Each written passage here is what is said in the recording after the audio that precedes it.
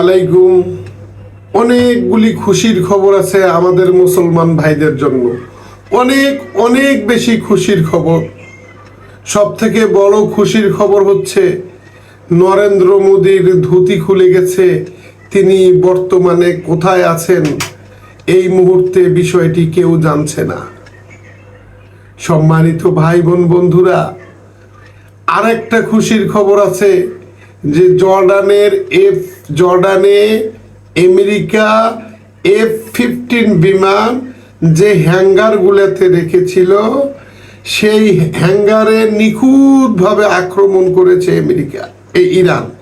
নিখুঁতভাবে ইরান আক্রমণ করে F-15 বিমানের হ্যাঙ্গার এবং বিমানও ধ্বংস করে দিছে। এই যখন পরিস্থিতি, সম্মানিত ভাই বোন বন্ধুরা, এই পরিস্থিতিতে নতুন করে খবর এসেছে যে ইরানের এক কাজে দুই কাজ হয়ে গেছে। কি দুই কাজ হয়ে গেছে? ইরান হ্যাঙ্গারে F-15 হ্যাঙ্গারে মিসাইল দিয়ে যখন নিখুঁত আক্রমণ করেছে, ওই হ্যাঙ্গারের ভিতরে MQ-9 রিপার ড্রোন, আবারও বলছি MQ-9 রিপার ড্রোন কে অ্যাসেম্বল করার জন্য কার্টুনে মাল সেগুলি সেই হ্যাঙ্গারের নিচে জমা করা ছিল। এক আঘাতে ধারণা করা হচ্ছে 75 থেকে 80টা MQ-9 রিপার ড্রোনের সরঞ্জাম ছিল এবং সেগুলি অ্যাসেম্বল করার জন্য নিয়ে আসা হয়েছে এবং জর্ডানের সেই বিমানের F-15 বিমানের হ্যাঙ্গারের নিচে রাখা হয়েছিল। সেগুলি দাউ দাউ করে জ্বলে তৈরি হওয়ার আগেই শেষ হয়ে গেছে। দেখেন, রাখে আল্লাহ মারেকে। ভারত খুব চেষ্টা করতেছে যে বালুচিস্তানকে তারা পাকিস্তানের মানচিত্র থেকে ভেঙে পাকিস্তানকে দুর্বল করবে। এই আশা আকাঙ্ক্ষা যখন ভারতের, ঠিক তখন গতকালকে দেখলাম যে ভারতের দিল্লির একটা জায়গা আছে, সে জায়গাটার নাম হচ্ছে যত্তর মন্তর। এই যত্তর মন্তর এলাকায় গতকালকে লক্ষ লক্ষ ছাত্র, সব হিন্দু মানবিক ছাত্র, এরা উগ্রবাদী না। এই সমস্ত সনাতনী ভাই যারা আজকে ভারতে আন্দোলনে নেমেছে, এরা উগ্রবাদ, হিন্দু উগ্রবাদের বিরুদ্ধে আন্দোলনে নেমেছে। এরা কোনো সন্ত্রাসী সংগঠন না, এরা ভারতের রত্নগর্ভা মায়ের সন্তান।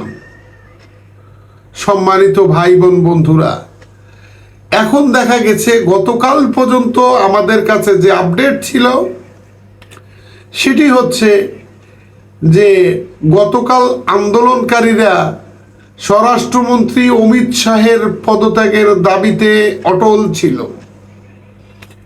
টিয়ার সেল ছাত্রদেরকে মারা হয়, ছাত্রদেরকে টিয়ার সেল থেকে রক্ষা করার জন্য ছাত্রী ভাই বোনেরা আসি আবার টেনে নিয়ে যায়। ছাত্র ছাত্রী সব একাকার হয়ে গেছে, শিক্ষার্থী। গতকাল বিকেলের চিত্রে দেখলাম যে কৃষক, শ্রমিক, জনতা, এমনকি ট্রাকের ড্রাইভার পর্যন্ত আন্দোলনে যোগ দিয়েছে। সব থেকে মজার বিষয় হচ্ছে সাধারণ মানুষ ককরোচ পার্টির সাথে যোগ দিলে সরকারের কিন্তু টনক নড়ার কথা না।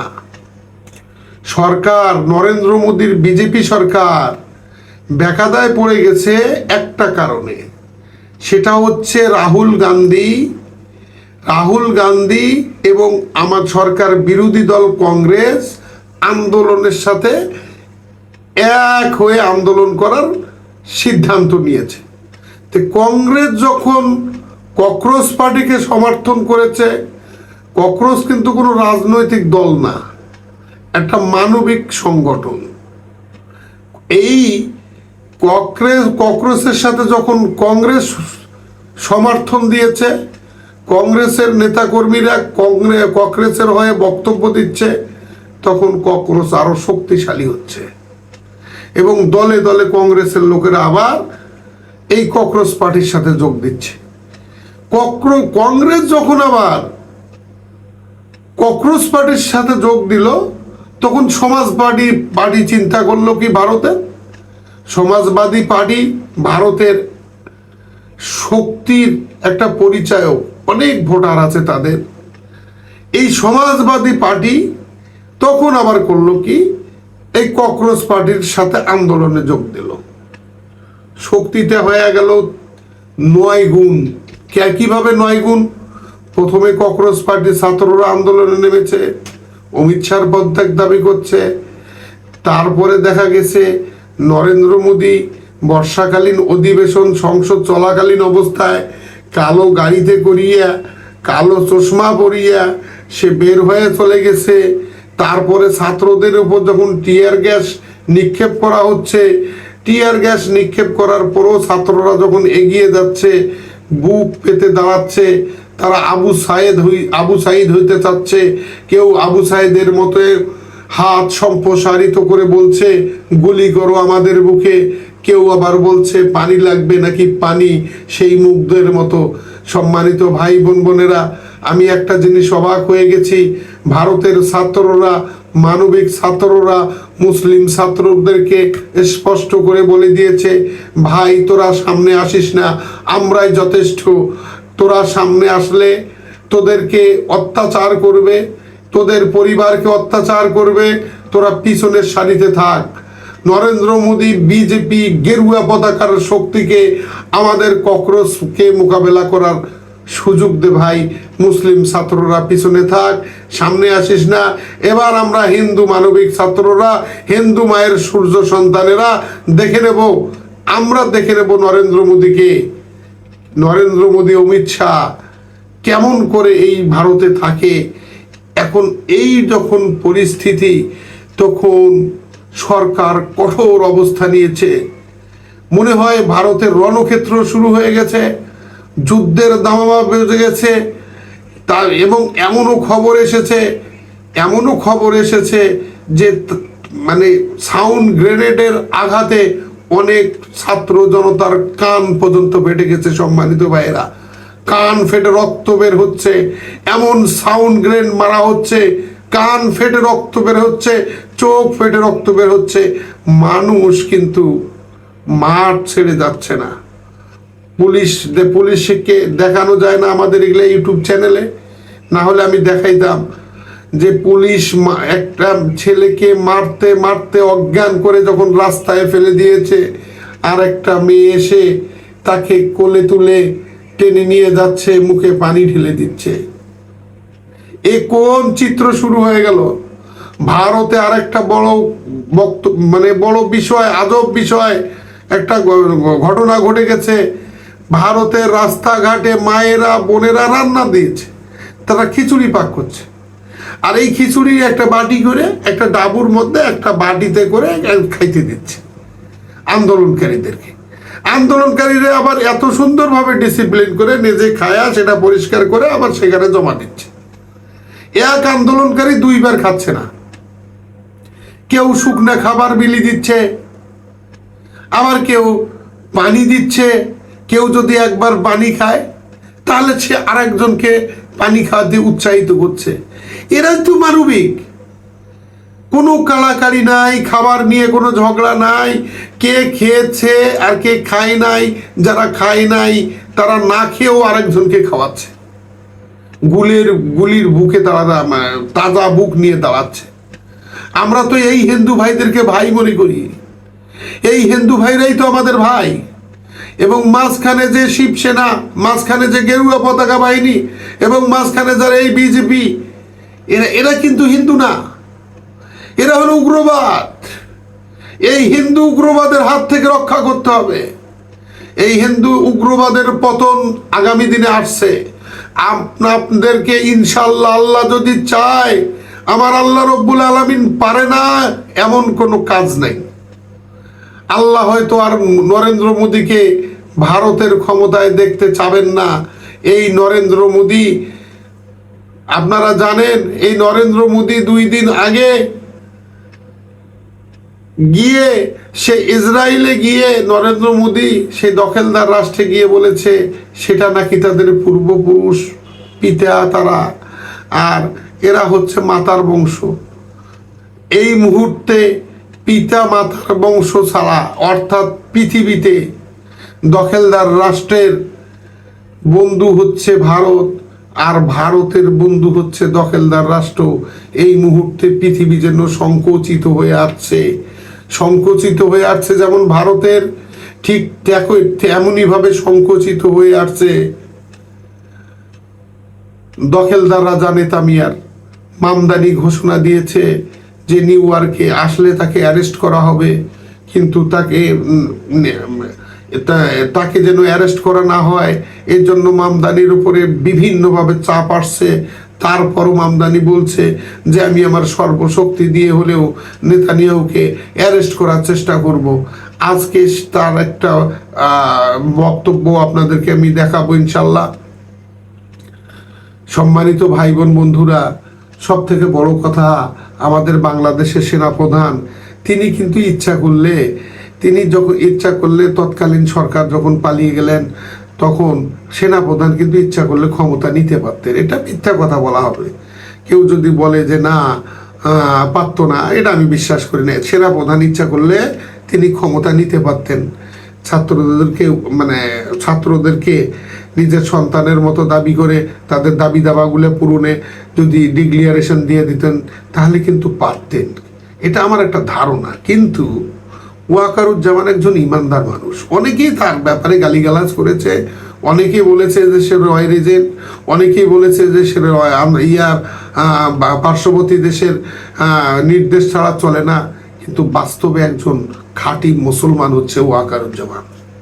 এই ওয়াকারুজ্জামান এত খাঁটি মুসলমান, দেখেন যে তত্ত্বাবধায়ক সরকারের আমলেও তিনি এই দেশে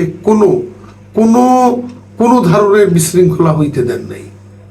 এবং ভোট যেটা হয়েছে, এই ভোটে হয়তো প্রশ্ন থাকতে পারে, প্রশ্ন কম বেশি আছে, কিন্তু ভোটে গন্ডগোল হয়েছে।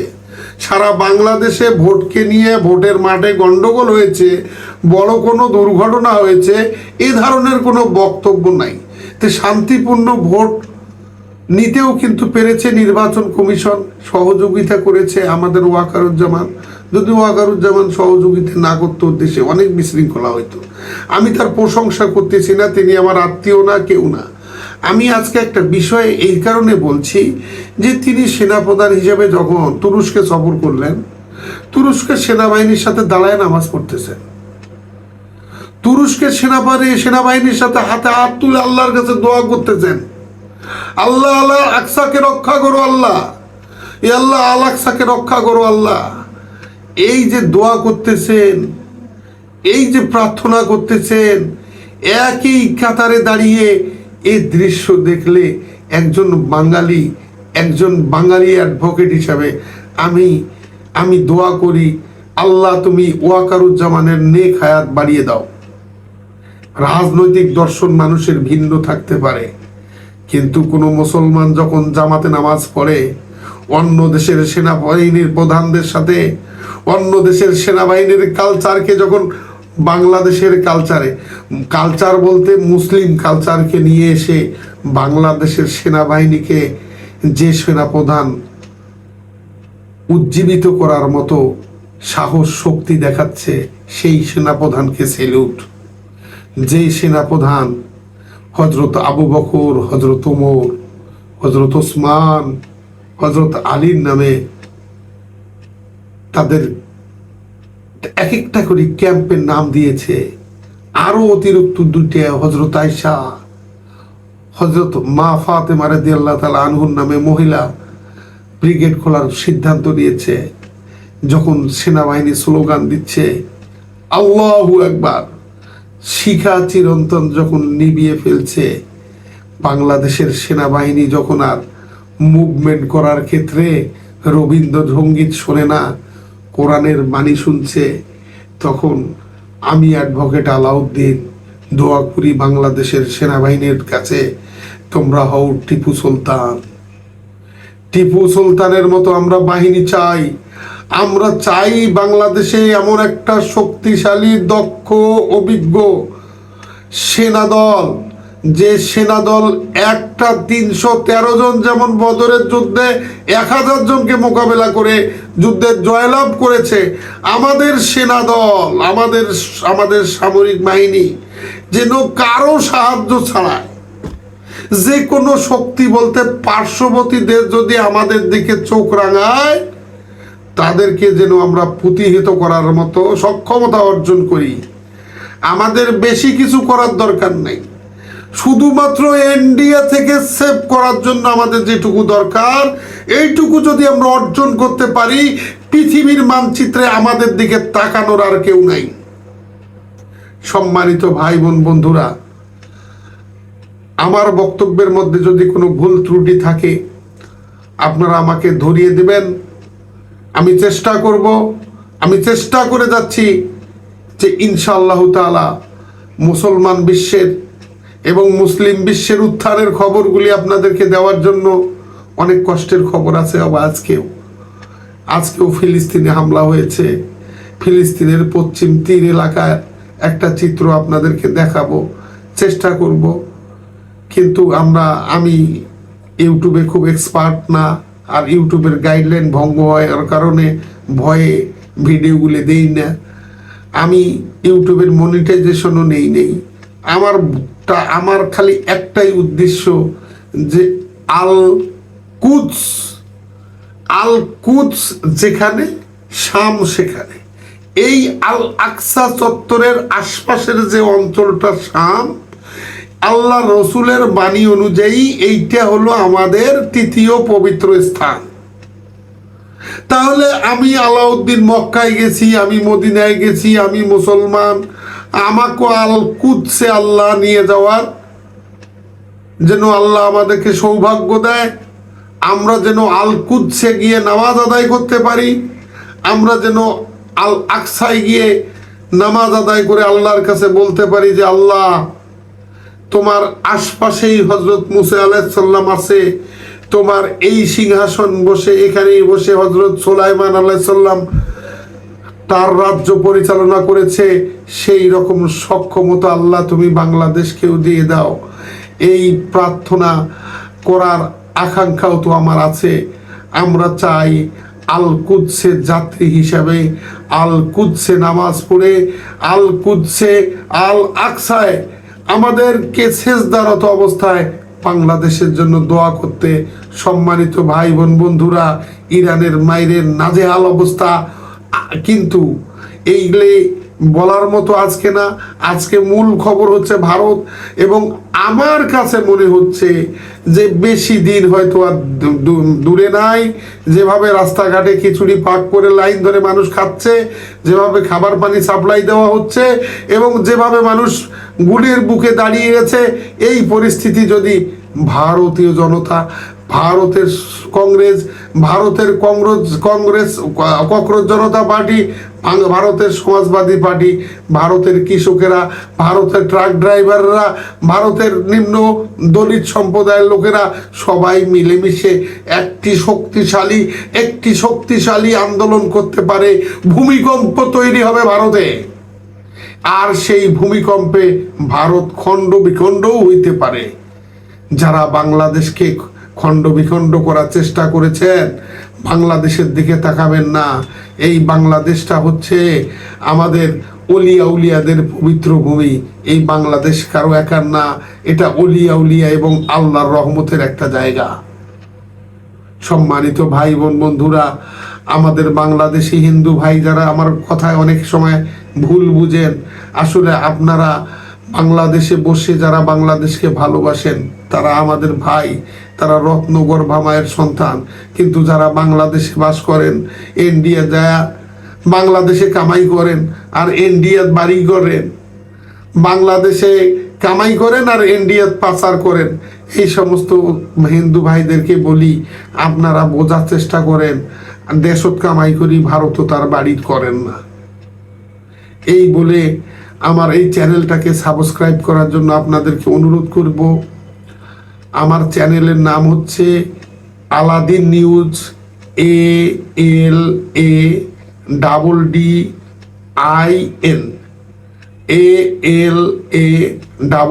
ALADDIN, Aladdin news. এই নামে আমি চ্যানেলটি পরিচালনা করি। পাশাপাশি আমাদের এই খবরগুলি আপনি অ্যাডভোকেট আলাউদ্দিন নিউজ নামে আমাদের একটা ফেসবুক পেজ আছে, সেখানেও পাবেন। আমার এই চ্যানেলে বারবার ওয়ার্নিং আসছে যে দখলদার রাষ্ট্রের নাম নেওয়ার কারণে। দখলদার রাষ্ট্রের সত্য কথা বলতে গেলে অনেক সময় দখলদার রাষ্ট্র বলতে আপনারা বুঝেন ফিলিস্তিন দখলকারী রাষ্ট্র। তার কথা বললে তারা এই চ্যানেলের রিচ কমিয়ে দেয়, চ্যানেল মানুষকে ঠিক মতো দেখতে দেয় না।